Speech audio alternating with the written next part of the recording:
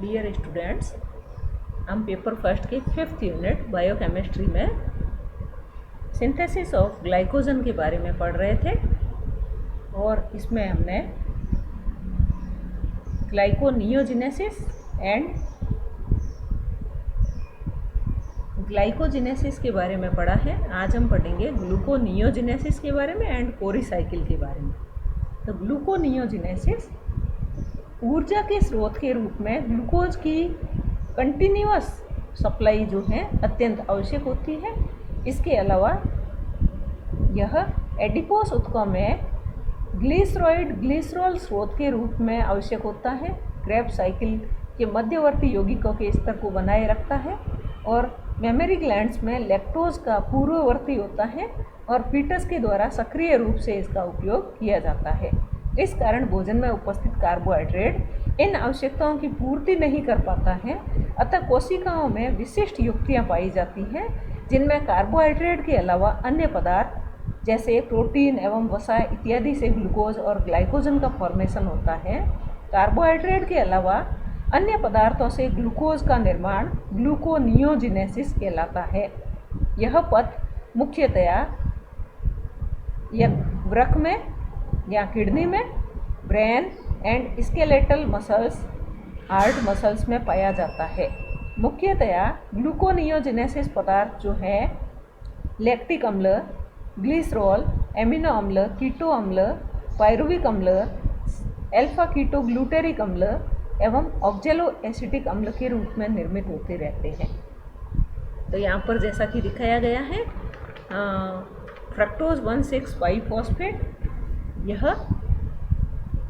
Fructose biphosphate में convert हो रहा है। यहाँ पर ग्लूकागॉन सिट्रेट AMP फ्रक्टोज 2,6-बाइफॉस्फेट यूज में आ रहे हैं और यहाँ पर फॉस्फेट का अणु निकल रहा है। फ्रक्टोज 6-फॉस्फेट जो है फॉस्फोफ्रक्टोकाइनेज 2 के द्वारा फ्रक्टोज 2,6-बाइफॉस्फेट में कन्वर्ट हो रहा है। इसी प्रकार से फॉस्फोग्लूकोस आइसोमरेज की सहायता से फ्रक्टोज 6-फॉस्फेट ग्लूकोज 6-फॉस्फेट में कन्वर्ट हो रहा है और यह क्रिया एंडोप्लाज्मिक रेटिकुलम में होती है। यहाँ पे ग्लूकोज 6-फॉस्फेटेज में एंड बाद में ग्लूकोज में कन्वर्ट होता है और ग्लूकोज जो है वो ऊर्जा देने का कार्य करता है। नेक्स्ट है कोरी साइकिल या कोरी चक्र। ग्लूकोनियोजेनेसिस की क्रिया मुख्य रूप से लीवर में और किडनी में के कॉर्टेक्स में होती है। मसल्स में यह नगण्य रूप से होता है क्योंकि मांसपेशियों में ग्लूकोज 6-फॉस्फेटेज फ्रक्टोज 1,6-डाइफॉस्फेटेज एंजाइम अनुपस्थित होते हैं।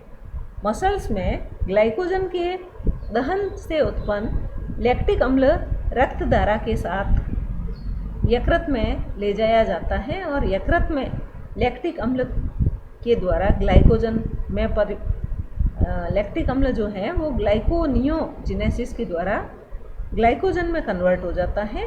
इस प्रकार पेशीय ग्लाइकोजन का रूपांतरण यकृत ग्लाइकोजन में या लीवर ग्लाइकोजन में हो जाता है।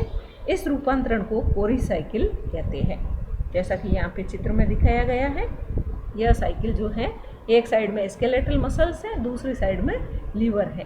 तो लीवर में ग्लूकोज जो है वो ब्लड के साथ में होकर के स्केलेटल मसल्स में आता है। स्केलेटल मसल्स में यहाँ ग्लूकोज टूटता है, ग्लाइकोलिसिस की क्रिया होती है, ऊर्जा मुक्त होती है और exercise without sufficient oxygen produces lactate. तो लैक्टेट बनता है या लैक्टिक एसिड बनता है ऑक्सीजन की अनुपस्थिति में या कम मात्रा में। इसी प्रकार से ग्लूकोनियोजेनेसिस की प्रोसेस जो है वो लीवर में होती है और यहाँ पर lactate can be converted back to glucose in the liver. Lactic अम्ल जो है उसको लीवर में वापस ग्लूकोज में बदला जाता है। तो इस प्रकार से यह एक साइकिल के रूप में कार्य करता है और इसको कोरी साइकिल कहते हैं। ये इम्पोर्टेंट है जो कि परीक्षा में आपके पूछा जाता है। Thank you very much.